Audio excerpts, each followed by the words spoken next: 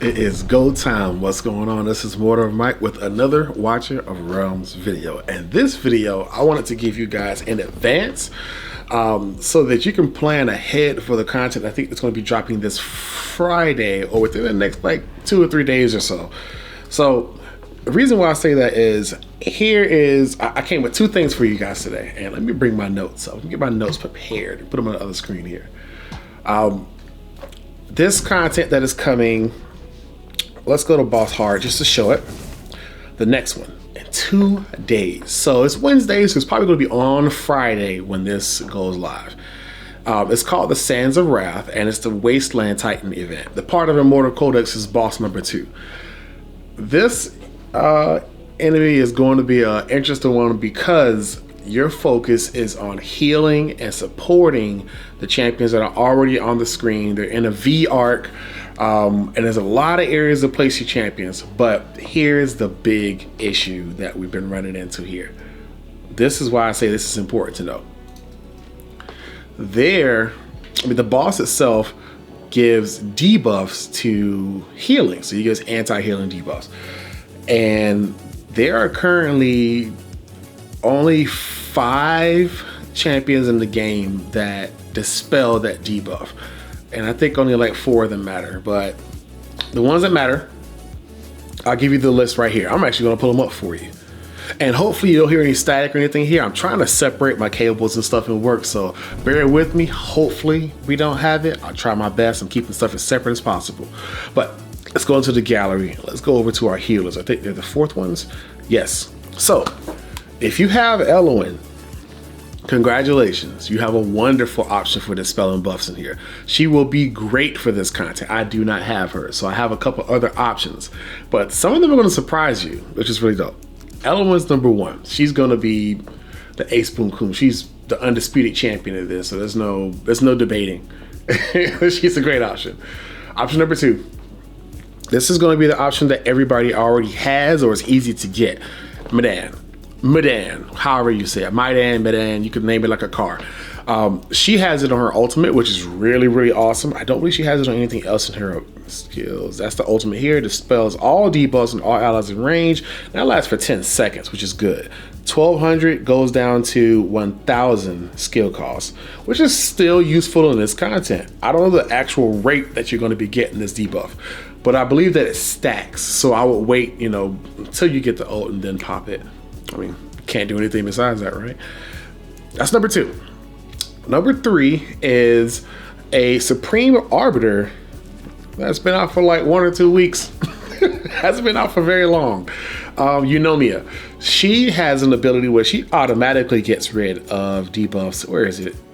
Every 40 seconds. She takes one away from 3 allies in range every 40 seconds, which is pretty slow. But we don't know the pace that we get them in this game mode. So that goes down to 30 seconds, which is much better, 25% faster, which is awesome. And there's also this champion here, Aaron. I would not recommend building a rare, mainly because rares usually have really weak stats. And when they have really weak stats, they're easy to die. They're easy to kill, they're difficult to sustain, and they're difficult to do a lot on the field. Now, surprisingly, I will say, he grants attack-based healing to 2 allies in range.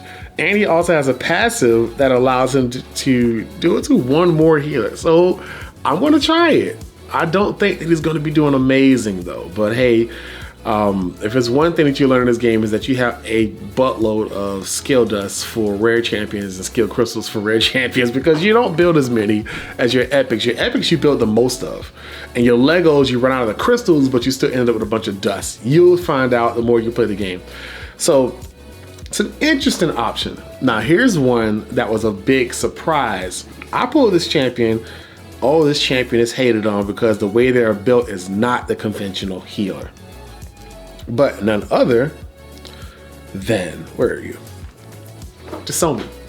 So why do I say this? I'm gonna tell you off top. Do not think that this champion is a healer. Do not see this champion as a healer. See them as a sustainer for chaotic champions. Chaotic champions in this game do more damage, they're more powerful, they're more useful the lower the health is. So this champion is all about keeping characters in that range, in that area. In this game mode, her heals are not going to do anything in this game mode. If they're healing, you're already losing. But this is why I think this is a God tier option for this. One reason in particular. Boom. Grants magic incense upon one ally in range. Oh wait, there's more. I'm going to show you here. If the bearer's HP is higher than 50%, which doesn't do any healing, under 50%, no heals. So just live with that. Dispels one debuff every 2 seconds. Every 2 seconds. Why is that important? That is without a doubt probably the fastest debuff dispelling you're going to get on the team. So it's a great assisting champion to the healers. Do not expect this champion to heal. They will not be doing it. If they're doing it in here, it's much too late. But there's another reason. Talent. Magic Incense has a chance equal to 50% crit rate to last twice the duration. So that means that this ability that's happening right now could last for 12 seconds of continually taking the debuff off of the enemy, off of the champions that are doing damage against the boss. That is wonderful for the upcoming game content. But here's the big benefit here. Look at that range. That range is insane. Nasomi, or Dasomi, I can't tell, I don't see the screen right now. Dasomi can cover the majority of the map that you will be playing on in this game mode, which means that this champion's dispels are going to reach tons of champions or tons of enemies by themselves. That is going to be wonderful for this, and then you can focus the other champions on really strong heals and really strong things there. So I thought that this is a really good find. There are very few areas where you could use this champion and it'd be a really good option. Dispelling was really their thing. This is the undisputed king of the spell as far as I'm considered. With that range, literally everywhere on the map you can dispel stuff. So that's great. Then there's other stuff in the kit they do as well. You know, they can heal more champions, also increase their defense, which may be very useful in this upcoming content, because if they're harder to die, it makes it a little easier on your other healers. And grants a shield to allies. If their health gets this low, don't worry about it. And this Guardian Fume is not going to do much here because, like I said, if they're that low and if somebody's kicking in to heal, you're pretty much on the end of your run. Penetrating Incense after entering the field increases attack by 5% every 25 seconds, stack it 3 times. That's not necessary here because you're not worried about powerful heals from this champion. And if I'm not mistaken, I think the heals actually stop at 50%. I could be wrong. That would kind of suck if it does. Yeah, if it's higher than 50%, it just dispels 1 buff. So that's really awesome. And then you know, and also increases heals and stuff if the health gets low. So it's a really good option. I wanted to share this with you guys because a lot of people have pulled this champ and been upset that they pulled this champ, and because there's not really much of a place for him. There's no real chaotic event that is in the game that, you know, you really can put the champion to work in. But that was something I thought was really important. The other thing is I want to cover an area that I'm starting to love to talk about now, and that is the artifacts that will be useful for this content. So here's what I think. First things first, I am still trying to get me a Lunacy Visor. One day it's gonna happen. Maybe not today, but one day it will occur. Believe me, it's gonna happen. But I went ahead and I have this little cheesy thing where I'll tap a fighter, so hopefully I get more fighter artifacts. I did a little bit more farming so I could do it again. Ready to have my heart broken in this game. It happens. It's okay. It's all right. Let's rock. So let's try to get a Lunacy Visor here, and then I'm going to go through the healing artifacts that I think are really good options. All of them. I'm going to go through all of them. How about that? And we'll see which ones are the best ones for this upcoming content. Let's get a Lunacy. Come on. Oh, Spirit Siphon is good. Reaper's Emblem, yeah, not too bad. Bastion Ring, good to have another. All right, let's do it again. Come on with it. Euphoric Orb, another tier of Starlight. Now that is a win. Another Spirit Siphon. That is a win. If you have mages, you already know what this means. Great damage. Keep them above high health, great damage. Easy. And there's Euphoric Orb. So that means we need to get onto this list. So what healer artifact should you be concerned about? First one we're going to talk about is Tia's Balm. It's only really good for your champions. Healing multiplier increases by 30% when healing a hero with less than 30% HP. Like I said, if the Aeonas are going to be taking damage where they get that low, this is kind of a saving grace, but to be honest, that damage is probably scaling so high that you're not going to be able to save the run with something like this. This will be better for your champions in case you got a really flimsy champion or a frail champion and they have very low defensive stats. This would be a good way to pull them, out of the deep and keep it going. It's a decent option. Now, where's the next one here? Where are we? Brightwood Ring, don't use it. Don't use it for this game mode. It's awesome. It's awesome for champions like a Vortex. Wonderful, because he puts shields on top of himself. It's great. But not great for this content because chances are you will not have your champions at maximum HP throughout this content. They will always be taking damage. So that means that this ability will almost always be off. So it's not a good option for this one. Now on the flip side, Euphoric Orb will be a good option. Now here's something that's interesting. You may laugh at this. I'm thinking about putting Euphoric Orb onto Dasoni, so I can get that attack speed increase across the entire map or across several of my champions. And I don't know if it helps with the Aeonas. I don't believe it does, but that's just going to be a good way to have a little bit more inching out in that battle. It's worth considering. Oh, I forgot to mention too.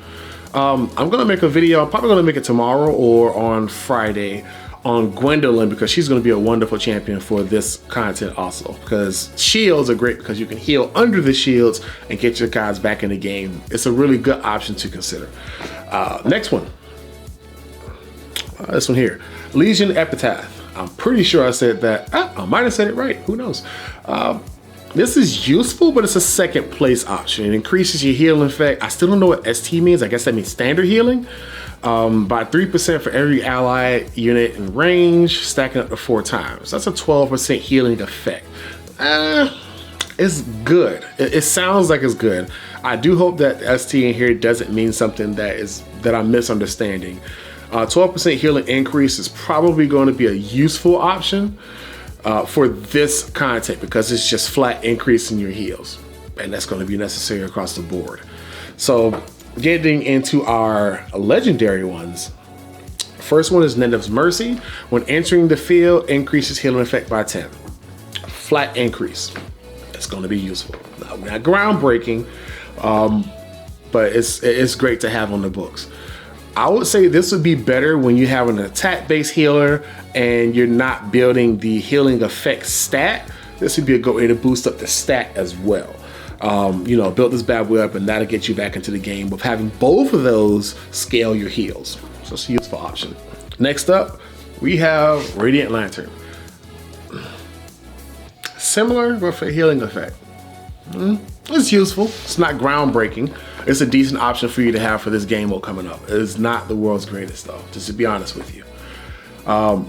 Next up, I'm clicking the screen. I'm not playing on my screen, I'm playing on my phone.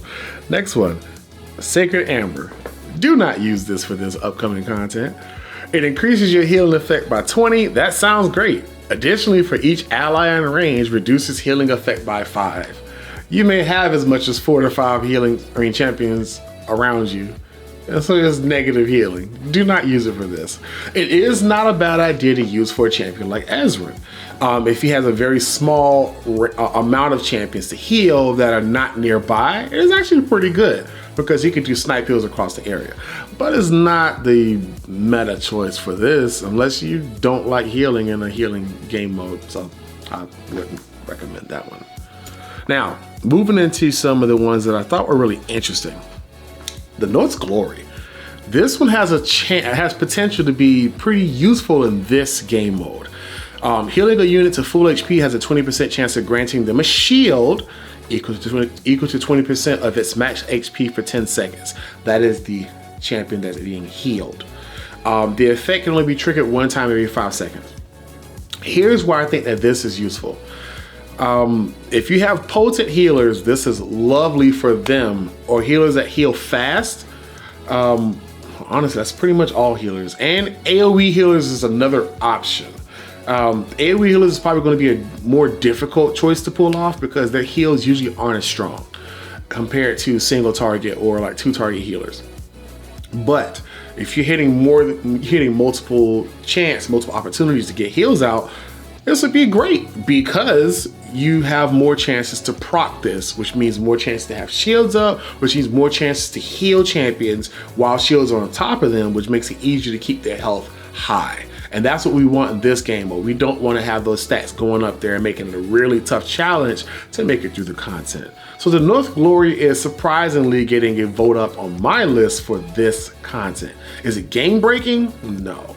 But it does help to have a moment or two where you can have a champion that just keeps a high health with a shield on, so you can focus your attention on other things that need to be healed rather than your champion going back to this one champion and continuously healing them over and over. The shield kind of says, hey, there's some breathing room, heal the other stuff. So it's really good to have as an option. The next one, and I have my list up here because I'm making it work today. The next one is one of my favorite options for this upcoming content. No, it is this one. The Watchguards Fortune. Each basic attack launch has a chance equal to 10% of crit rate to trigger 1 additional heal. So I think this is going to be wonderful because if you have champions, this is going to be great for me. I think it's going to be wonderful for AoE healers because they may not heal very strong, but if they're healing more than once on multiple champions every so often, and you level this bad boy up and you're getting a lot of extra heals in, they're gonna make a really big difference in those teams. Highly recommend you guys look into this one just to have it. Even if it's not amazing for this content, I think it's gonna be really useful. In my personal opinion, I think it's gonna be useful for your AoE healers over anybody. Like I said, when you get to the point where it starts to get really high damage on your champions, on your player, this may save the day, but I would not rely on this to be your option to save the day. This would be a really good way to make sure that you're being topped off consistently as you're playing, which I think is really good. And the more you scale this up, the more useful this is going to become for you guys. Next up, Tumultuous Horn. You will not need it for this content. Unless you have an ult that is like a game-changing ult in the champion you have for the introduction of them when they first come in, you probably won't need this that much. Just being real, it's great on Dolores, not necessary here. And while I say that, you probably don't need to have Dolores here. Let's be honest. Dolores is not a healer, but I will say it's worth finding out if her ultimate also buffs the damage of the illness, because if it does, that would be nice. But I'll be completely honest with you, they're already doing 1 million damage by themselves. I don't think Dolores' extra 6,000 is going to make much of a difference. So that's something to be mindful of. If you're wondering why your side's not doing anything, it's probably because you have a Dolores out there. Just be real with you. It's one of the game modes where that's not as useful. Now, let's get into the next one. Chalice of Youth. Chalice of Youth increases healing multiplier by 18% when healing a heal with less than 30% HP. Like I said, if they're that low, chances are you're already watching this match. This is it's a watered down euphoric orb, basically. Wait, euphoric orb? Wait a second. Did I get my notes wrong? Yeah, euphoric orb is for attack speed. It's another one that's watered down, basically. And we're not touching epics because there's nothing epic that you need to bring into this game mode coming up right here. Last but not least, we have Nefr Folio. This is a great way to farm Mithril. It is wonderful for you to use it if you want to keep yourself Mithril to build to other stuff up. Because in this game mode, it's not great. It is trash. Because that's probably what I meant earlier to write in there. You're not going to be at maximum HP. It will be great for, like I said before, a champion that gives you great shields. Wonderful for a Vortex. Sure, but not good in this game mode because every second or two your champions are taking some kind of a hit, whether it's small or whether it's high. If you have 99% health, this thing is off. Don't use it. So right now, it's great for Mithril or other content. So I wanted to share that with you guys. I thought these were some really good options for you guys to be considering. I'm gonna have my team going in this. I'll be honest. A part of me really thinks I'm going to be using Ezrin in this content. I don't think he's game changing or game breaking, but he has strong heals. And he also has ults that reach far in the map. So he might be saving the day here and there. That's worth me looking into, so I'm going to give it a shot. I know he's not a fan favorite, but I'm going to tell you guys, in Void Rift, when you're fighting Torador, this is the only healer that you need. Yeah, I'm off topic. I get it. No, I'm not off topic. We're talking healers. But I'm going to work more on finding out what content is coming up and some great champions that you guys could be investing in early so you can plan now, so you're not like, why is this content so difficult?